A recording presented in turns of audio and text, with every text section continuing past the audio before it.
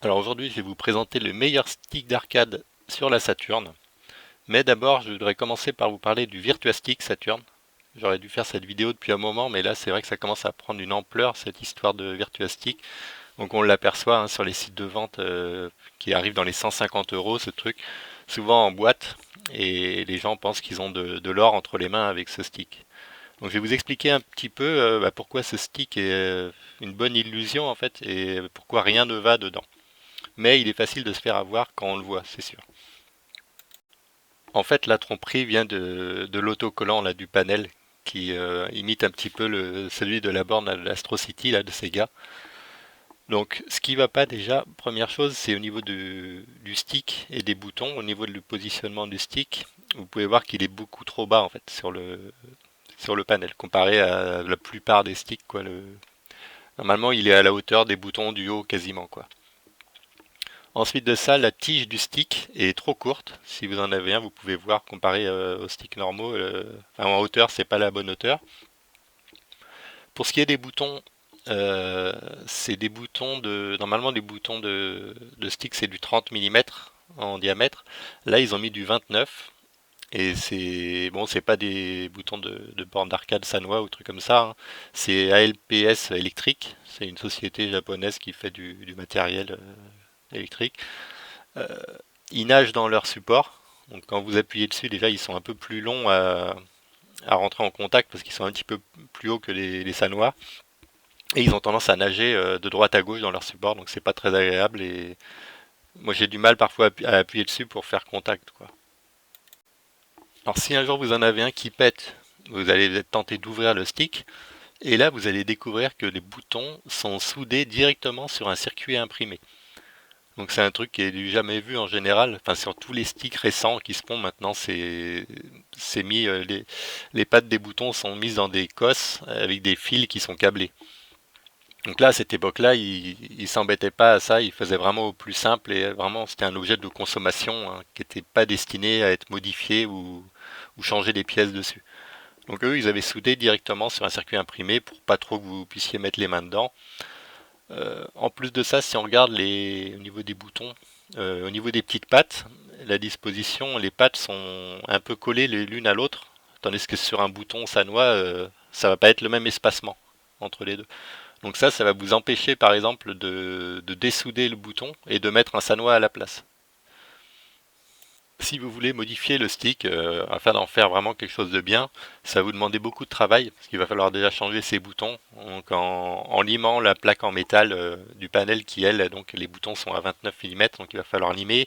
Il y a des petits ergots en métal que on peut voir là qui vont vous rendre la tâche un peu plus difficile.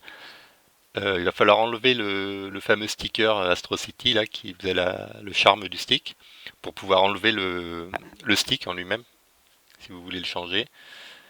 Les quatre trous sur lesquels sont vissés le stick là, c'est pas des trous standards par rapport à des sticks Sanwa ou Seimitsu que vous allez trouver dans le commerce. C'est encore un autre espacement, donc il va falloir refaire des trous. Donc en fait sur ce stick, le seul truc qui est bien en fait, c'est la carcasse blanche, le tour quoi, le tour en blanc et puis le caisson on va dire quoi. Mais il faut vraiment avoir un esprit assez bricoleur et vous allez passer du temps à le modifier. Donc pour moi, c'est clairement pas le meilleur et surtout par rapport à son prix, quoi. Parce que c'est un truc, moi à l'époque, moi j'en ai deux, hein. J'en avais chopé à une époque où tout le monde s'en foutait. J'en ai eu un à 20 euros et un à 40 euros, bon sans boîte, hein, comme ça en loose. Et je les ai modifiés, j'ai mis une plaque en plexiglas sur le dessus pour pouvoir mettre facilement mes boutons et un stick, quoi.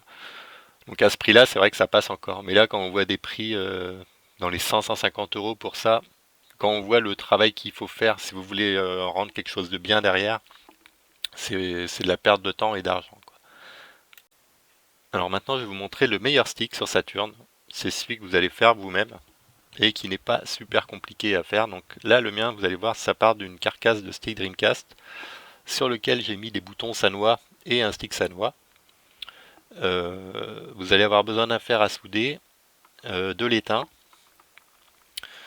d'une manette Saturn. Moi, j'en avais chopé une il n'y a pas longtemps là qui avait un problème de direction justement. J'ai eu ça pour 10 euros.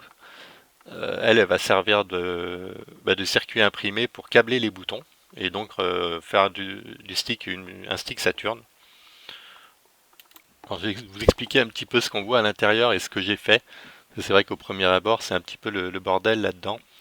Donc si on regarde au niveau du stick, vous pouvez voir que sur la gauche du stick, il y a 5 petites pattes là, qui sortent, sur lesquelles j'ai soudé des fils. Donc des fils jaunes et en bas un fil noir. Alors le fil noir, c'est le fil qu'on appelle de la masse en fait. C'est un fil qui va être obligatoire pour faire fonctionner le stick au final. Les 4 fils jaunes, ça va être les fils des directions. Donc celui du haut, c'est pour la direction haut. Juste en dessous, c'est bas. En dessous, c'est droite. Et en dessous, c'est gauche.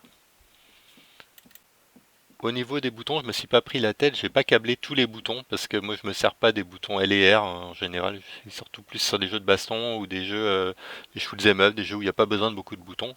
Donc je vais câbler juste le start et les 6 boutons. Donc vous pouvez voir des fils noirs et des fils rouges. Donc les fils noirs, il y a 2 pattes sur un bouton à chaque fois. Le fil noir, le but c'est qu'il relie une patte d'un bouton à un autre bouton. Et vous faites tout le tour de tous les boutons de façon à ce que tous les boutons soient reliés au moins par un fil noir. Et les fils rouges, il y en aura un par bouton, et vous en soudez un sur chaque bouton, et à l'autre extrémité, ce sera soudé sur le circuit imprimé de la manette Saturn. On va voir juste après. Tout comme la direction du stick, là les fils jaunes seront eux aussi soudés sur le circuit imprimé, mais cette fois-ci au niveau des directions.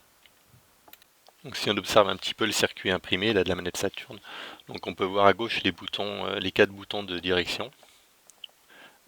En bas le bouton Start au milieu là, et à droite les 6 boutons de la manette. Donc le but du jeu, ça va être de venir gratter sur les petits ronds dorés là, gratter ça avec un cutter pour enlever la fine couche de vernis qu'il y a sur tout le circuit imprimé. Donc une fois que vous aurez bien gratté sur chaque bouton, vous allez pouvoir faire des petits pâtés d'étain à cet endroit-là avec votre fer à souder. Donc vous faites chauffer l'étain et vous faites des petites boules d'étain qui vont tenir à cet endroit-là. Ça va vous servir de point d'accroche pour vos fils un petit peu plus tard. Donc il faut en faire un sur chaque bouton. Et il y a aussi une histoire de masse en fait qui va servir à relier tous les boutons entre eux.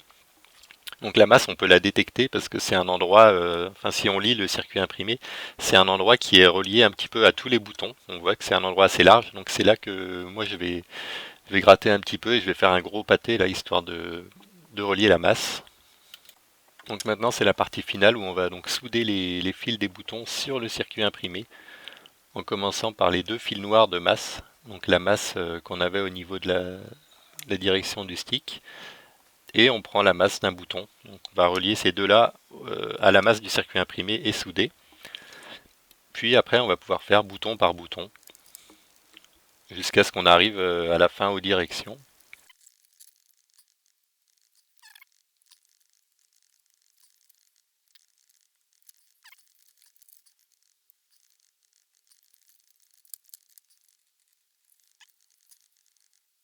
Donc voilà, puis si vous avez des questions sur le montage et le câblage, parce que là j'ai pas trop détaillé pour pas que ce soit trop lourd, vous n'hésitez pas à demander.